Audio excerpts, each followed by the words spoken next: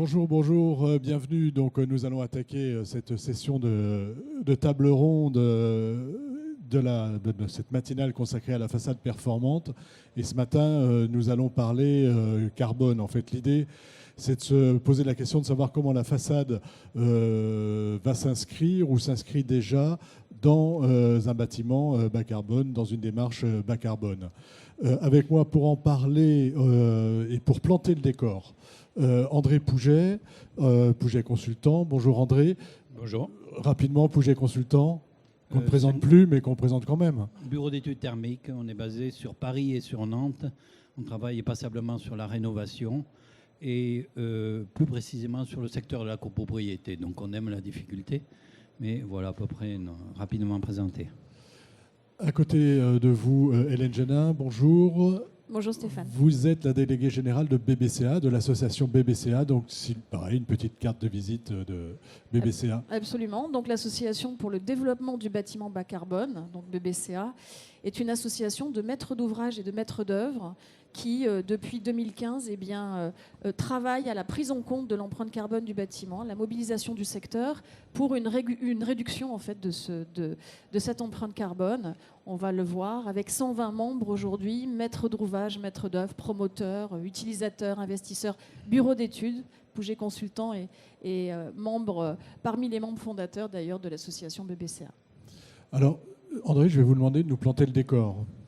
De nous dire un petit peu où on en est aujourd'hui avec le carbone et puis où est-ce qu'il faut aller. Oui.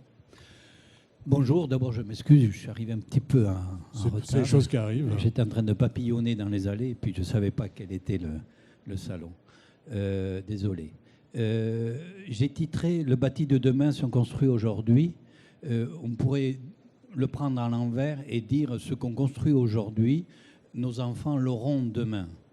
Donc on ne peut plus maintenant construire sans penser au lendemain et sans faire en sorte qu'on n'ait pas besoin de rénover le bâtiment qu'on construit aujourd'hui. Vous voyez ce que je veux dire? Leur créer du travail. Et il ne faudra pas dire qu'on ne savait pas. Voilà. Je vais vous présenter un petit peu le contexte ou le cadre qu'en fait ce contexte-là. En fait, mon discours s'appuie sur un plan des pouvoirs publics, parmi d'autres. C'est un peu comme les poupées russes. Il y a le plan sur la performance énergétique et à l'intérieur de cela, il y a une feuille de route qui permet de dicter comment on peut arriver à ces grands chiffres, à ces grands objectifs, ces cibles-là. Et il y en a un qui est très structurant, qui s'appelle la stratégie nationale bas carbone. Vous allez sur Internet, vous allez trouver toutes les informations. Et donc un texte de décembre 2018 avec toutes les parties prenantes, tous les énergéticiens, tous les constructeurs, tous les industriels, ont acté cet objectif-là. Si vous avez certainement entendu parler des accords de Paris, c'est pas que le soir à la télé aux 20h que ça se règle, ça a des répercussions sur ce qu'on fait nous au quotidien. Et donc, cette stratégie nationale bas carbone est une répercussion, est la feuille de route pour respecter les accords de Paris. Donc, je vais rapidement vous dire de quoi il s'agit. En fait, en 2050, pour le secteur du bâtiment, pour la France entière, les secteurs d'activité, il faut une neutralité carbone. C'est-à-dire que c'est très simple. Il ne faut pas plus émettre que ce qu'on est capable de stocker. C'est très simple à dire comme ça, c'est moins simple à y arriver. Pourquoi? Parce qu'on peut peu stocker, donc il faut peu émettre. C'est aussi simple que cela. Aujourd'hui, on voit les répartitions des émissions carbone pour le secteur du bâtiment, par exemple, on est à égalité avec l'agriculture. Tout ça pour dire que le secteur du bâtiment n'est pas est quand même assez impactant sur le résultat. Si on loupe celui-ci, on loupe la cible tout simplement. On ne va pas tout rattraper sur les autres.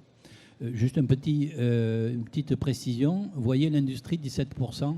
La construction des bâtiments ou la rénovation des bâtiments sont comptés dans l'industrie et non dans le secteur du bâtiment. Le secteur du bâtiment, c'est l'exploitation des bâtiments. Une petite nuance à se souvenir. Voilà un petit peu la perspective, comme vous avez peut-être déjà vu, ou que vous allez voir, ou que je ne suis pas le premier à dire, vous allez voir, à ce que vous allez voir en 2050, il faut arriver là. Là, maintenant, je pense qu'il faut se donner les moyens d'obtenir cet objectif. En fait, vous voyez, en 2050, la partie verte et la partie bleue sont à peu près à égalité, c'est-à-dire qu'on aura travaillé sur le parc et sur le flux de la construction neuve pour arriver à ce résultat-là. Ici, juste pour... c'est pas la peine de chercher la couleur qui correspond au bâtiment. En exploitation, il y aura 0 émission carbone pour le bâtiment. Il y aura des émissions carbone côté industrie pour le construire, mais 0 pour l'exploitation. C'est-à-dire qu'on va travailler avec des renouvelables, des énergies décarbonées et la réduction, évidemment, de ces consommations. Sinon, en bout de course, on n'arrive pas. Est-ce que, juste une petite question, vous parlez au futur, comme si on allait y arriver.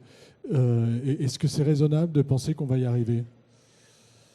C'est plus que raisonnable parce que ici, dans ce salon, les solutions existent. Elles existent. Il faut se donner les moyens de. Alors, ah oui, ça coûte ça. Oui. Combien ça va coûter si on ne fait rien ? Ça n'a rien à voir. C'est 2 zéros en plus, je ne sais plus. Il y a des économistes qui savent mieux s'exprimer que moi là-dessus. Ça coûtera beaucoup plus cher à ne rien faire pour rattraper après plus des vies. Peut-être pas tellement sur nos latitudes ou en Europe ou au nord de l'hémisphère. Peut-être plus au sud. Des gens qui n'ont pas participé au réchauffement climatique et qui n'auront pas accès aux climatisations que nous, on aura ici. Donc c'est un problème humain, c'est un problème planétaire. Et les solutions, elles existent aujourd'hui. Elles existent. On sait faire. On sait faire. Je vous laisse continuer sur la construction. Construction et rénovation, 2 secteurs. La construction, on s'acharne avec la RT 2012 et E+, C-, la réactualisation, à faire bien avec les premiers élèves de la classe. C'est soi-disant les meilleurs. Pas toujours, mais enfin, c'est soi-disant les meilleurs. Eh bien, il faut savoir que si on a un flux de construction, j'espère plus faible, je suis désolé, je vais dire pourquoi après, de 250 000 par an, c'est 7,5 millions à la fin 2050. J'avais révisé avant parce qu'en calcul mental, je ne suis pas aussi fort. C'est 7,5 millions du parc en 2050 qui va être construit à partir d'aujourd'hui. Ce n'est pas neutre carbone non plus. Donc, il faut quand même ne pas lâcher sur le sujet de la construction. Donc, je ne veux pas trop m'attarder là-dessus. Aujourd'hui, vous avez peut-être entendu parler de l'expérimentation E+, C-. Aujourd'hui, voilà à peu près les solutions pour atteindre E+, C-. On ne sait pas demain ce que sera la RE 2012. Je pense qu'elle va être un peu mou du genou, mais ça reste à suivre encore et la bataille n'est pas terminée. C'est RE 2020, hein. On est d'accord. La RE 2020. J'ai dit quoi ? Ah, 2012, pardon. 2020. Il y a un 2 aussi, mais pas pour la RE 2020. Donc aujourd'hui, dans l'expérimentation E+, C-, vous avez ici en carbone 1 et énergie 1 ou 2, vous connaissez un petit peu les niveaux, les seuils. Là, tout le monde sait faire plus ou moins de facilité, on y arrive. Il faut quand même faire esprit de ne pas y arriver, je dirais. C'est limite hors la loi, quoi. Après, le 3, là, pour le coup, eh bien, ça nécessite, à minima, d'améliorer la qualité du bâti. Il y a de la marge. Regardez les stands qu'il y a ici. Il y a de la marge. Améliorer la qualité du bâti. Et puis, quand on peut, avoir recours aux énergies renouvelables. Enfin, le niveau 4 est pas atteignable, sauf quelques solutions avec des réseaux de chaleur très vertueux ou le bois.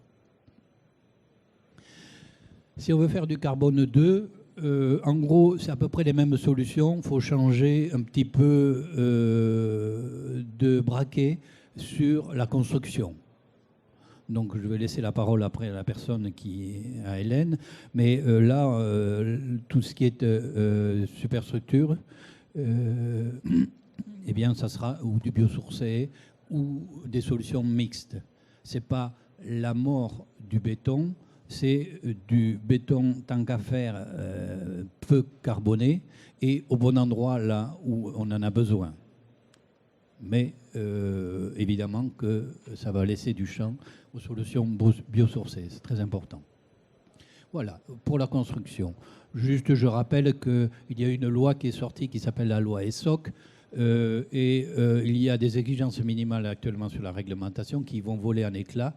Il y en a une qui est très importante, c'est l'obligation de traiter le pont thermique des liaisons. Là, c'est le plancher, là, c'est la façade. À cet endroit-là, si on n'a pas de traitement de pont thermique, eh bien, on est incompatible avec la cible visée.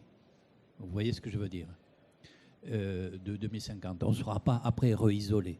Je vous ai dit que je travaillais beaucoup sur le sujet de la rénovation. Eh bien, aujourd'hui, on travaille beaucoup sur le sujet de la rénovation sur les bâtiments d'avant 1974. Si on veut s'attaquer aux bâtiments qui sont déjà isolés, c'est infernal, quoi. C'est très compliqué, avec des résultats faibles et des coûts élevés. Pas terrible. Donc, arrêtez de construire un gisement de travail à reisoler après. J'espère que le message est clair. Voilà. Ici, je ne vais pas rentrer dans le détail parce que je... Oui. Une question ? Non, pas de question, pas de question. Bon. Je ne vais pas rentrer dans le détail, juste pour dire que l'indicateur pour qualifier la qualité du bâti, dans la réglementation thermique 2020, il y a un indicateur qui s'appelle le BBio. Il est parfaitement inopérant pour s'assurer que le bâtiment est bien isolé. Donc ça, c'est important. Enfin, Voilà, ce qui est important, hein, c'est de bien isoler. Et le BBio, c'est une approche globale, alors qu'on aurait peut-être, et qu'il faut aller davantage dans le détail. Vous avez notamment travaillé sur un petit document du mur manteau sur les problématiques de pont thermique en façade. Ouais. C'est vraiment très important de s'intéresser à l'enveloppe globale et pas qu'au BBio. Oui, c'est une bonne idée que de parler du livre blanc. S'il traîne par là, vous pouvez le récupérer. Ce BBio, hein, il n'est pas dimensionnant sur le sujet de la qualité du bâti et du traitement des ponts thermiques. C'est un écran de fumée, je m'excuse. Donc, on peut le laisser tranquillement vivre sa vie. Bio, il a un joli nom d'abord. Donc, on peut faire du bioclimatique et il ne faut surtout pas se gêner. Mais faire du bioclimatique avec des bâtiments bien isolés, c'est pas plus mal. Important. Voilà. Allez. Maintenant, je vais vous parler de 2050. Reste 10 minutes. On est bien, on est bien. On est bien, on est bien. 2050. 2050, pour sortir de ce discours, de toute façon, 2050, je ne sais pas si je serai encore là, moi, j'espère, mais j'aurai un certain âge. Pour sortir du discours, de toute façon, on donne un objectif très, très loin, et puis pendant ce temps, on ne voit pas où on marche aujourd'hui. Donc, il faut se dire, aujourd'hui, on est là, demain, il faut aller là. Quelle route on prend ? On la prend tout doucement et puis à la fin, on va être vachement bon. On la prend très très vite aujourd'hui et puis après, on va y arriver, ça sera sûr, et ainsi de suite. Quelle est la trajectoire pour y arriver ? Quelle est la trajectoire pour arriver à 2050 ? Je vous ai dit tout à l'heure, les solutions aujourd'hui sur le bâti, elles existent aujourd'hui. Alors, il y a plusieurs façons d'y arriver. Là, c'est un graphe avec en abscisse le temps. Et en ordonnée, l'autre jour, on m'a demandé c'est quoi ? Je ne sais pas trop vous dire. C'est les consommations, d'accord ? Ou les émissions. Hein, voilà. Eh bien, les consommations. Et donc, si on prend, je vais vous montrer 3 scénarios pour arriver à la cible, pour tenter d'arriver à la cible. Le 1, le 2, le 3. Le vertueux, le tendanciel et le rénovation importante. Alors, je commence avec une RE, réactualisation de la RT 2012, un peu mou du genou. Vous voyez ce que je veux dire ? C'est ce qui nous attend ? Eh bien, c'est ce qu'on veille à que ça ne se passe pas comme ça. C'est pour ça que j'essaie de m'exprimer. On m'a dit que c'était filmé. S'il y a des traces, tant mieux. Je ne sais pas si ça va bien sortir. On retient mot du genou et ce sera rediffusé sur Bâti Journal TV. Voilà. À grande échelle, échelle mondiale. Voilà, très bien, merci. On part d'un niveau RE 2020, plus ou moins un peu mieux que la RT 2012, on ne sait jamais. Et ici, C'est l'objectif qu'on doit arriver. Alors, quelle route on prend? Il y a cette première route, donc, quelle trajectoire? Cette première route, et là, on est parti pas très très bien isolé, et c'est évident qu'en 30 ans, on rénove les bâtiments. On rénove les équipements. La durée de vie des équipements, c'est 10-15 ans, d'accord? 10 ans si on est pessimiste, 15 ans si on est optimiste, à peu près. Un truc individuel, quoi, on va dire. Plus pour les éléments collectifs. Donc, de toute façon, d'ici 2050, on va changer les équipements au moins une fois, 2 fois, peut-être 3, si on n'a pas de chance.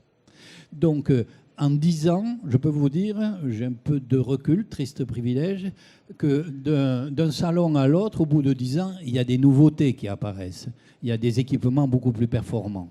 Donc ça ne m'inquiète pas de trop. À la limite, on mettrait quelque chose de pas très performant au début. C'est pas gênant sur l'équipement. En revanche, il y a quelque chose qui reste tout le temps et que je ne souhaiterais pas rénover, comme je vous ai dit tout à l'heure, eh bien, c'est le bâti. Celui-là, il ne bouge pas. Le bâtiment qui sort de terre aujourd'hui, il sera encore le même, habité par nos enfants dans 30 ans. Le même. Il n'aura pas tourné, il n'aura pas, l'isolation ne se sera pas envolée, zéro maintenance pour un bâtiment passif, bioclimatique, tout va bien. Il sera toujours là, c'est résilient.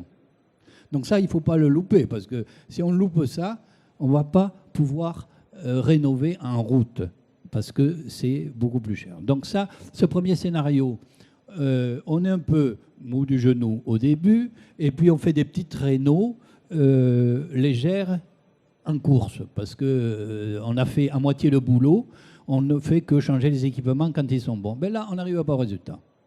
Loupé la cible. Dommage, c'est loupé. Autre scénario.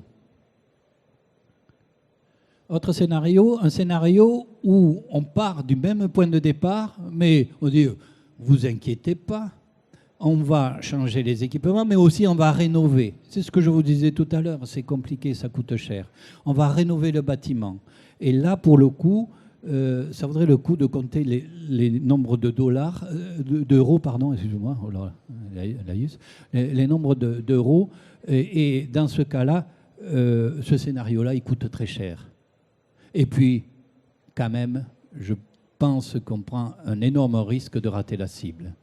Parce que quand on va chercher à isoler quelque chose qui est à moitié isolé, pas trop mal, mais pas suffisamment, ça va coûter très cher pour un résultat moindre. Donc, on prend énormément de risques. Donc, vous avez compris maintenant le troisième scénario. Le troisième scénario, c'est de partir bien au début et de n'avoir que à changer les équipements quand ils sont pas quand ils sont plus opérationnels. Ça tombe bien parce que ce jour-là, on trouvera des équipements encore plus performants. Donc c'est pas mal comme plan. Ça suppose qu'au départ, pas compliqué, il faut partir avec une boîte, un bâti, une enveloppe qui soit compatible avec le résultat. C'est pas plus compliqué que ça. Voilà, donc d'abord l'enveloppe, d'abord le passif. Mais oui, d'abord ce qui dure. Ce qui dure, l'enveloppe, elle dure en termes de déperdition, elle conditionne le confort, la vie, la lumière, enfin tout quoi. Donc ça, c'est important. Le reste, c'est plus volatile, les équipements. C'est pas qu'ils sont à dénigrer, c'est pas que j'oppose le passif à l'actif. Je ne fais que proposer une approche complémentaire aux deux. Et ça, c'est important. Donc, au départ, moi, personnellement, ce que je défends, c'est que cette réactualisation de la RT 2012 en RE 2020, eh bien, elle a un passage obligé, un garde-fou sur le bâti. J'ai l'impression d'enfoncer une porte ouverte, j'ai l'impression de crever l'écran du bon sens, mais c'est ça qu'il faut faire, tout simplement. Je vais vous laisser encore 2 minutes pour qu'on puisse donner la parole à Hélène Génin et parler après du carbone.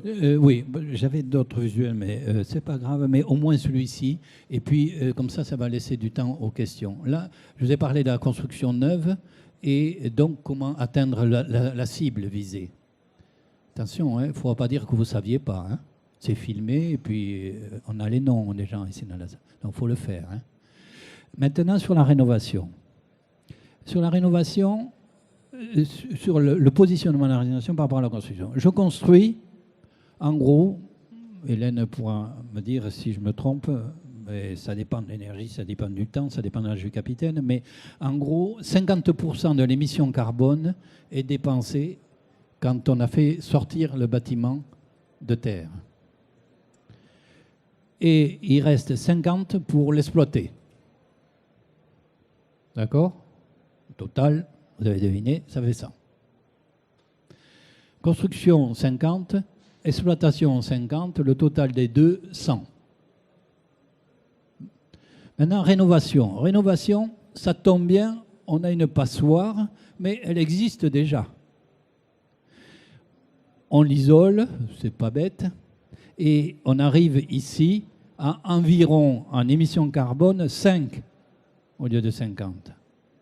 En revanche, en exploitation, on est un peu moins bon. Si jamais on n'a pas assez forcé, eh bien on aura peut-être un peu moins bien que dans la construction neuve. Donc, vous avez vu, le total, d'un côté 100, de l'autre côté 60. Je vais terminer là-dessus. Ça mérite réflexion. Ça veut dire quoi ? Ça veut dire qu'il faut prolonger la vie de l'existant, du parc. Il faut le valoriser, il faut le rénover. En fait, c'est conserver ce carbone qui a déjà été dépensé et peut rendre service. Ce n'est pas tout le temps faisable, ce n'est pas tout le temps possible, évidemment. Mais en attendant, il y a bien des cas où on déconstruit, ou des fois on démolit, pour faire le même truc en béton à l'endroit où il y avait. Donc, en plus, ça permet de densifier, ça permet d'amortir les biens de la communauté dans une collectivité, les routes et les voiries et ainsi de suite. Ça évite d'agrandir les terrains, de réduire les terrains agricoles et ainsi de suite. Voilà. Je m'arrête là parce que j'ai dû dépasser le temps. Et je vous remercie et je réponds à vos questions. Merci beaucoup et on fera un petit échange questions-réponses. Mais après l'intervention d'Hélène, parce qu'on va aller dans le carbone. Ou alors on va essayer de aller. Je vais vous demander un peu pareil de poser votre décor à vous par rapport à cette problématique et éventuellement une petite réaction par rapport à ce qui vient d'être dit. Ouais, écoutez, en fait, André a tout dit. C'est un peu le souci, mais... André a tout dit. Il a dit merveilleusement bien comme il sait le faire. Je vais réinsister juste sur 3 petits points, peut-être, 3-4 petits points. Donc en fait, jusqu'à aujourd'hui, c'est très bien de garder ces schémas-là, je vais utiliser aussi. Il y a premier sujet très important, d'autant le sujet est ici de pas si bad, c'est que on a énormément progressé sur la réduction des besoins énergétiques des bâtiments. C'est sûr, il y a eu beaucoup de travail qui a été fait, c'est très bien. On a cherché à baisser les kilowattheures en fait. Et aujourd'hui, par rapport au sujet du climat, eh bien, il faut bien prendre conscience du fait qu'il faut absolument raisonner désormais carbone sur le secteur du bâtiment, parce que c'est l'enjeu en fait, qui nous occupe aujourd'hui. Donc André le signalait à l'origine, alors suivant les manières de regarder, est-ce qu'on prend que l'exploitation, est-ce qu'on prend les matériaux, grosso modo, le secteur du bâtiment, aujourd'hui, c'est le premier secteur le plus émissif, devant même les transports. Si on considère, en fait, eh bien, les matériaux, les transports de matériaux pour aller jusqu'au chantier, et puis ensuite, après, l'exploitation du bâtiment. Donc, il faut vraiment bien avoir ça en tête. Le logement seul, c'est 27% des émissions de la France. Et si on rajoute le tertiaire, eh bien, on arrive facilement à 40%. Donc, c'est dire que quand on regarde le carbone, eh bien, le bâtiment, on a tous une responsabilité déterminante à agir, à prendre des lunettes carbone sur ce qu'on fait au quotidien. Le deuxième sujet, c'est énergie, matériaux. Dès qu'on regarde carbone et qu'on envisage l'intégralité du cycle de vie du bâtiment, eh bien, on se rend compte, effectivement, alors là, André montre sur le bâtiment neuf une égalité entre l'exploitation, les matériaux. grosso modo, c'est ça. Suivant les sources, on va avoir du 60 pour les matériaux, 40 pour l'énergie ou 50-50. Ce qui est extrêmement important, c'est que jusqu'à maintenant, on ne regardait pas cet aspect matériaux. C'était la partie émergée de l'iceberg sur l'approche carbone et que c'est déterminant aujourd'hui, aux côtés de l'énergie, de travailler les matériaux.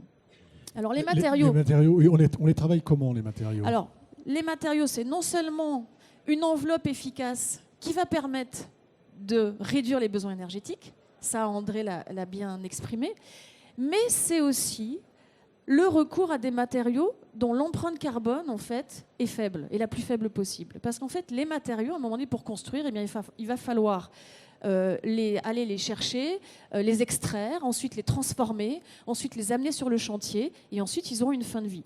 Et c'est ces matériaux, en fait, qui représentent aujourd'hui l'énergie grise des matériaux qui représente 50 à 60% de l'empreinte carbone du bâtiment. Ce sont des émissions tout de suite, et donc il faut absolument agir sur la manière dont on construit, et ensuite, bien sûr, l'efficacité pour peu consommer. Alors, si on regarde grands chiffres sur comment se répartit en fait l'empreinte carbone sur les matériaux, eh bien, des tests qui ont été faits notamment par nos confrères HQE montrent que, grosso modo, si on prend les lots superstructure, infrastructure, maçonnerie, superstructure et maçonnerie, fondation, façade et menuiserie, eh bien, c'est 57%, ces trois lots représentent 57% des émissions pour un bâtiment de bureau et 74% pour le résidentiel. Qu'on comprenne bien, un bâtiment de bureau construit aujourd'hui. Construit aujourd'hui, absolument. Construit aujourd'hui, hein. C'est Ouais. pas les bâtiments d'il y a 20 ans ou d'il y a 30 ans, c'est ce que je construis aujourd'hui. L'impact carbone, c'est ce que vous venez de nous donner. Comme on est sur la façade... La façade et la c'est quoi? menuiserie pèsent 13% en fait sur le bureau et 9% sur le résidentiel. Voilà. Donc voilà un petit peu les chiffres. Mais ensuite, la façade va agir sur l'exploitation, comme l'indiquait André tout à l'heure. Donc c'est vraiment important d'avoir cette approche matériaux qui se répercute également après sur l'efficacité des consommations.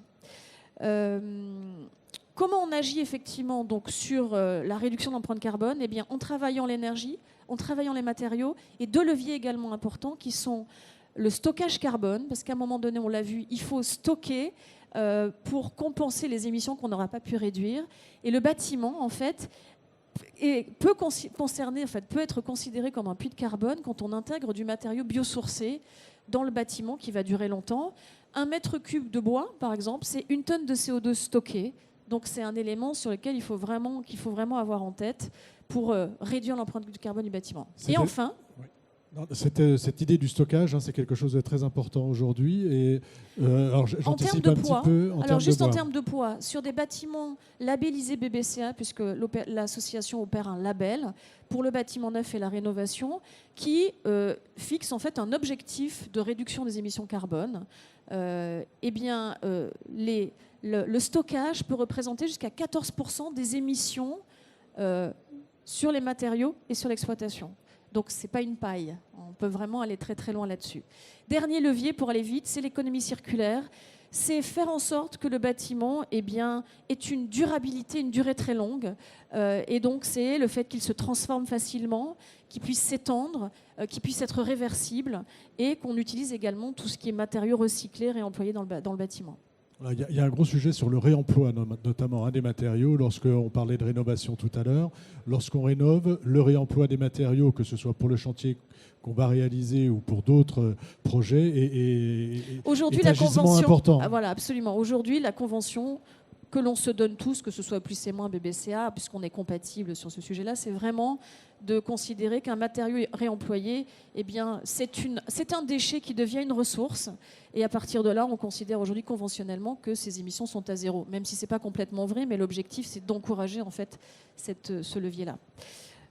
Sur le retour d'expérience de l'association donc BBCA avec les bâtiments qui sont d'ores et déjà labellisés, quels sont les niveaux qu'ils atteignent lorsqu'on parle de neuf? Enfin, en gros, est-ce que c'est facile et quels sont les leviers qu'utilisent les concepteurs pour faire baisser leur empreinte? Alors, en fait, les résultats, donc le label BBCA qui existe pour le bâtiment neuf aujourd'hui montre que les logements collectifs, aujourd'hui, 1 mètre carré de bâtiment neuf construit, grosso modo, c'est 1,5 tonne de CO2 émise. Aujourd'hui, en fait, les retours d'expérience montrent que sur le logement collectif, eh bien, les émissions de CO2 compensées avec la prise en compte du stockage carbone et de l'économie circulaire amènent à des réductions qui peuvent aller de 25 à 55% de réduction pour le logement collectif et de 15 à 35% sur le bureau. Donc on voit effectivement que les solutions existent, qu'il s'agisse de travailler les matériaux, l'énergie, le stockage ou l'économie circulaire pour agir réellement et arriver à des tangentes très très intéressantes d'ores et déjà. Donc même constat, on sait faire en gros. Hein. On sait faire absolument. Il faut maintenant mettre en œuvre. Il faut mettre en œuvre. Merci. Vous voulez ajouter quelque chose, André, par rapport à ce qu'on vient d'entendre? Tout va bien? Alors on va passer aux questions. Et j'imagine qu'il y en a, j'espère qu'il y en a. La première est toujours la plus difficile, donc je vous invite à nous poser une petite question. Monsieur, on a un micro qui arrive. N'oubliez pas de vous présenter. Bonjour, je suis Monsieur Terrani. Approchez un petit peu le micro de votre menton. Oui, merci beaucoup de votre exposé. J'ai une question sur ce que j'ai entendu dire hier, que quand on fait ravalement de bâtiments, il faut faire isolation extérieure obligatoirement. Et si le bâtiment il a isolation intérieure, c'est obligatoire aussi? Alors sur l'isolation et sur l'isolation extérieure, le mur manteau ou la façade ventilée. Ouais. Effectivement, il existe un arrêté qui, pour simplifier, s'appelle les travaux embarqués. Je me suis un petit peu impliqué sur cet arrêté-là et avec d'autres, parmi d'autres. Et il a fait beaucoup parler de lui et puis il a été évolué, lié au fait que les gens pensaient qu'on allait isoler par l'extérieur tous les monuments historiques et ainsi de suite. Alors, pour répondre à votre question, l'obligation d'embarquer l'isolation par l'extérieur quand on ravale, elle est conditionnée en fonction de la pertinence économique. Si effectivement il y a une aberration économiquement parlant, on peut s'en dispenser, il faut le prouver, c'est tout. Une autre question, par là. Jean-Marie Ménard, Murmanteau. Madame, est-ce qu'on sait faire aujourd'hui des façades C2 ? Alors aujourd'hui, en fait, c'est le bâtiment qui va être C2, pas seulement la façade, puisqu'effectivement c'est un global. Oui. Alors aujourd'hui, effectivement, les niveaux d'objectifs de BBCA, on estime qu'un bâtiment est bas carbone et on remet le label à des bâtiments qui sont entre C1 et C2 d'ores et déjà, à des niveaux de 1 tonne 150 d'émissions de CO2 par mètre carré de surface de plancher, 1 tonne 150. C1, c'est aujourd'hui 1 tonne et demie. C2, c'est 1 tonne, grosso modo. Eh bien, le premier niveau de remise du label est à 1 tonne 150 pour le résidentiel et à 1 tonne 250 pour le bureau. Les niveaux supérieurs, donc en fait, qui vont être une réduction encore plus forte, on a 3 niveaux dans le label BBCA, standard, performance et excellence. Excellence, c'est 300 kg d'émissions réduites, intégrant le stockage. Donc ça signifie écoutez, qu'on arrive effectivement à moins de C2 en intégrant le stockage carbone. Ça va, on avait répondu à votre question. Une autre question. Bonjour. Est-ce que ça veut dire qu'on ne fera jamais de bâtiment bas carbone si on n'utilise pas de bois ?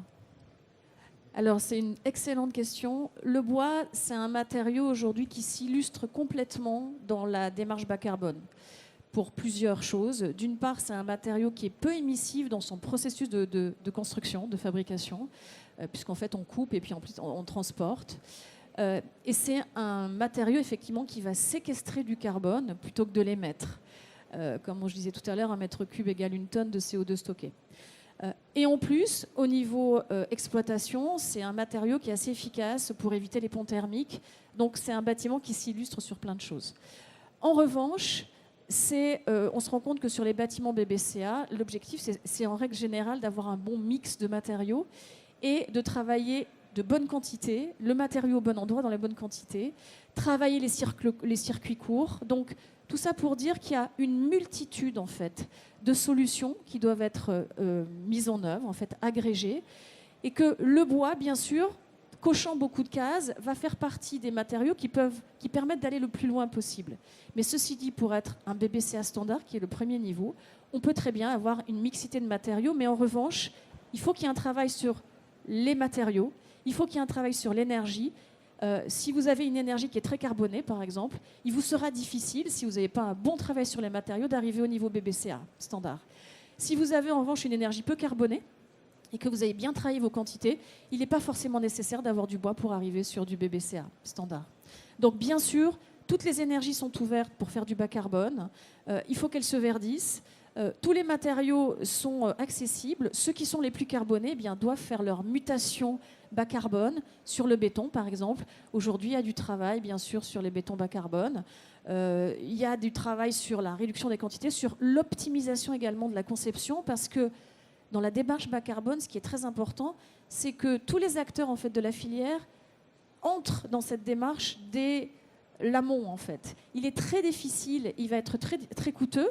Si la conception est finalisée, de se dire maintenant je veux faire du bas carbone, c'est absolument impossible ou très très cher. En revanche, l'architecte, dès l'origine, en fait, doit se mettre dans ce dispositif pour optimiser la conception, les choix, les principes constructifs, l'énergie et tout ce qui va derrière.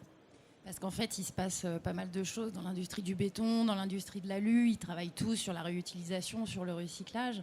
Est-ce que cette façon qu'ils ont de compenser peut-être ce qu'ils produisaient avant, ça peut suffire pour arriver aux objectifs de 2050 ? Alors, dans la vision macroéconomique, BBCA a une vision... Vous avez vu la trajectoire de la neutralité carbone, hein, qui est à de moins 90 à horizon 2050. Aujourd'hui, avec les retours des labellisés, on se rend compte qu'on arrive déjà, par exemple, sur le résidentiel, à moins 55. Donc c'est fondamental. Il faut voir que là, on a parlé neuf, mais il y a également la rénovation. On a aujourd'hui un label qui atteste d'une rénovation bas carbone. Comme l'a dit André, sur une rénovation thermique, il faut travailler vraiment, 90% ça va être l'énergie, 10% les matériaux. Sur une rénovation lourde, il faut bien considérer que si on conserve la structure, on économise, on peut économiser jusqu'à 40%. En fait, on a 40% sur les matériaux, donc c'est fondamental. Donc cette neutralité, elle va jouer à la fois sur le neuf et sur la rénovation, du neuf qui va durer, et c'est fondamental, et puis de la rénovation qui va optimiser ces approches-là. Une autre question derrière vous. Bonjour, Louise-François d'Arep. J'avais juste une question sur les chiffres que vous avez donnés. Vous avez dit qu'un mètre carré construit, ça a été en moyenne 1 tonne de CO2 émise. 1,5 tonne. 1,5 tonne. 1,5 tonne, d'accord. Et du coup, le label, vous le donnez à partir de 1 tonne 150 ou 1 tonne 250, c'est ça ? Absolument, c'est ça. Et est-ce que vous pouvez repréciser comment est pris en compte le stockage, notamment dans le bois ? Dites-moi si je me trompe, mais il me semble que quand on fait une analyse en cycle de vie, le bois, on va considérer que tout le carbone qui a été capté durant sa croissance va être réémis lorsque le bois va être brûlé. Donc en gros, le bois va être neutre. Et du coup, est-ce que c'est comme ça qu'on inclut le stockage, ou est-ce qu'il y a une autre manière de le prendre en compte Alors, vous avez tout à fait raison, et là, on en est aux limites du raisonnement de l'ACV, l'analyse du cycle de vie. C'est qu'aujourd'hui, telle qu'elle est pratiquée, alors c'est un débat un peu d'experts, mais c'est important de l'avoir en tête. Aujourd'hui, la méthode en fait, de calcul E plus C-, qui est le socle de E plus C-, et sur laquelle on challenge en fait, l'État pour aboutir à une réglementation en 2020 qui prendra en compte les choses, c'est qu'il y a un biais. C'est que cet ACV ne tient pas compte du stockage aujourd'hui. Et donc, dans les différences aujourd'hui, E plus C- et BBCA sont compatibles, mais BBCA va prendre en compte 2 éléments supplémentaires et fondamentaux dans la démarche bas carbone que plus C- ne prend pas aujourd'hui. C'est le stockage carbone, et BBCA compense ces émissions de fin de vie qui sont totalement hypothétiques dans la CV. On considère, au bout de 50 ans, on se dit le bâtiment il est détruit, le carbone est réémis, ce qui n'est pas du tout le cas. Notamment dans la structure, il peut durer très longtemps. Donc, ce que fait BBCA, BBCA compense ces émissions de fin de vie dans un volet stockage carbone qui est en fait, on fait du moins et on refait du plus, on réintègre en fait, on retient compte de ce carbone stocké et on considère qu'au moment de la démolition effective du bâtiment, eh bien là, s'il y a démolition, ce sera celui qui démolit qui réémettra et donc il sera débiteur à ce moment-là de ces émissions. Donc c'est un élément important dans la méthode aujourd'hui à bien avoir en tête, c'est que ce stockage doit rejoindre aujourd'hui la réglementation environnementale du bâtiment. La prise en compte de ce stockage a été actée dans la loi Elan, qui est passée en octobre 2018. Il ne reste plus aujourd'hui que lui donner une traduction concrète dans la méthode de la réglementation environnementale 2020. Et c'est ce à quoi on travaille aujourd'hui, ce sur quoi on milite aussi, puisque BBCA fait partie notamment du comité de pilotage de la mise au point de cette réglementation environnementale. Donc ça ne saurait tarder, mais aujourd'hui, effectivement, BBCA acte ce sujet-là, mais pas plus et moins. André, vous vouliez ajouter quelque chose ? Oui, celui qui démolit est débiteur. Celui qui déconstruit et récupère est moins débiteur. Vous voyez ? Donc tout d'un coup, on est en train de coudre le secteur neuf et la construction existante. Ce n'est pas le parc existant et le flux de construction neuve, non, c'est le secteur du bâtiment. Et c'est une autre perspective qui s'ouvre. C'est-à-dire que si on dispose d'un bâtiment dont le gros œuvre est réutilisable, eh bien à ce moment-là, on fait des gros gains de carbone. Et ça tombe bien parce que s'il existe là, c'est qu'il y avait des gens avant, il y a des transports, il y a des routes, il y a des réseaux. C'est pas mal finalement de densifier ou de construire sur la ville ou de récupérer, augmenter la durée de vie de l'existant. Vous avez le mot de la fin. Et alors, je reboucle avec ce que vient de dire André. C'est qu'effectivement, dans la rénovation, avoir une vision purement thermique ne suffit plus. Il faut absolument valoriser dans la rénovation le fait de conserver l'existant et le fait, sur les matériaux qui vont être ajoutés, eh bien, qu'ils soient le plus bas carbone possible. Et donc, c'est tout l'enjeu des travaux qui ont été faits par l'association, qui s'illustrent dans le label BBCA Rénovation, c'est d'avoir une vision à nouveau en cycle de vie du bâtiment, intégrant les matériaux. Donc on voit bien que la façade, le bas carbone est un mouvement en tout cas de fond qui est devant nous, et on a besoin en fait de tout le monde pour changer la manière de faire et faire évoluer pour arriver à atteindre ces objectifs qui sont possibles. Hein, qui sont atteignables, on l'a compris. Hein, qui sont atteignables et qui doivent être mis en œuvre massivement par les professionnels que vous êtes et que nous sommes. Voilà. Merci beaucoup. Vous pouvez les applaudir parce que je crois que c'était vraiment très, très intéressant. Et on va continuer notre cycle de conférences. On a parlé, là, on va voir un petit peu maintenant le mode de calcul et également le retour d'expérience avec l'ADEME et le programme OBEC. Et ensuite, on parlera de la part des matériaux. Vous avez compris avec ce que nous a dit Hélène que c'est important. Merci.